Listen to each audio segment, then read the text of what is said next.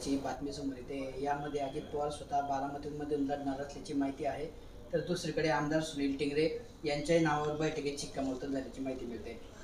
हे बघा, मी आपल्याला सांगितलं होतं की तिघं पक्ष जरी वेगवेगळ्या विचाराचे असले किंवा थोडीशी विसंगती जरी असली तरी सरकार म्हणून जे आम्ही 2.5 वर्ष सरकार चालवलं त्याच्यातली लोकांकरता केलेली विकासाची कामं, त्याचबरोबर लोकांचे घेतलेले हिताचे निर्णय, त्याचीच फलश्रुती म्हणून आज जवळपास सगळ्यात पहिले यादी आमच्या तिघं पक्षांमधून ही बाहेर पडते आहे।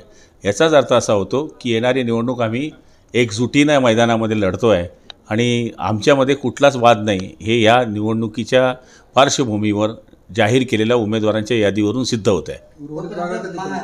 महायुतीची अद्याप जाहीर झालेली नाही भाऊ, फक्त राष्ट्रवादी काँग्रेसने पक्षांतर्गत जी बैठक घेतली ना, तर त्यांचे 25 उमेदवारांना शिक्कामोर्तब केला आहे। अद्याप आपले उमेदवार जाहीर झालेले नाही आमचे।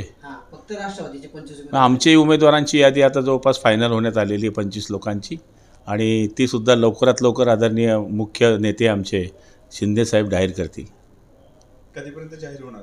एवढ्या 2-3 दिवसामध्ये जाहीर होतील असा अंदाज आमचा आहे। म्हणजे भाऊ, यंदा लोकसभेत ज्या पद्धतीने जागांवरून तिढा राहिला महायुतीत, तसं होणार नाही विधानसभेत? ती काळजी तिघं नेते घेत आहेत, जेणेकरून त्याच्यामध्ये वाद होऊ नये आणि जे विलंब लागतो त्याच्यामध्ये मग तयारीला वेळ मिळत नाही, तसं होऊ नये। ज्या जागा शिवर शॉर्ट आहेत, ज्या जागांचा त्यांनी ॲनालिसिस केलेला आहे, जिथे त्यांच्याकडे प्राथमिक सर्वे आहे, जिथे ज्या पक्षाची शक्ती आहे, त्या जागा लवकर डिक्लेअर करून त्याला कामावर लागावं, आणि जेणेकरून यश संपादन करण्याकरता जे नियम आणि सगळ्या गोष्टी ठरवलेल्या असतात त्या चौकटीत राहून तो पुढचं काम उमेदवार करत असतो।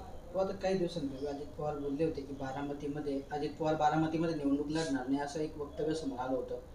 पण मात्र आता त्यांनी जे आज उमेदवार जाहीर केले 25 राष्ट्रवादीने, त्यात ते स्वतः सुद्धा बारामतीत लढणार असल्याचं बोललं जात आहे।